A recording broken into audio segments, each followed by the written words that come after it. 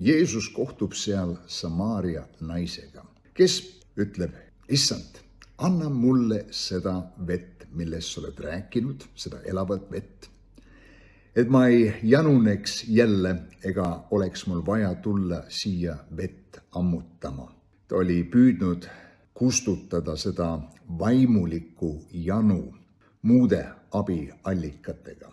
Aga selles vestluses Jeesus oli võimeline ilmutama sellele Samaaria naisele, et tema on õnnis tegija.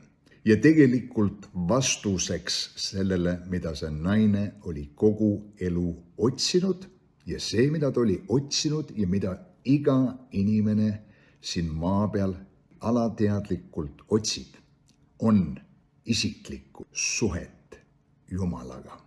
Ja kui naine selle ilmutuse sai, jättis ta veekannu sinna paika, läks tagasi oma külla ja ütles inimestele, ma olen leidnud Messia, tulge ja vaadake ise. Ja see on täpselt see, mis sünnib inimesega, kes on pihta saanud, kes Jeesus tegelikult on.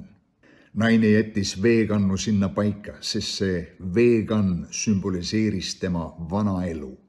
Ilmutus Jeesusest oli andnud talle uue tunde plahvatava väe. Kõik muud asjad kahvatuvad selle kõrval ja muutuvad tähtsusetuks.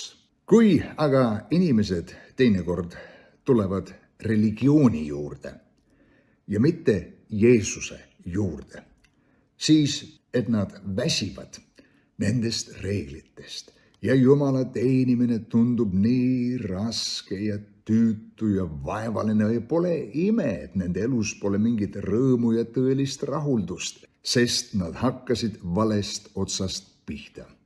Otsides vastust religioonist ei leia sa kunagi seda, mida sa avastad isiklikust, lähedasest suhtest Jeesusega.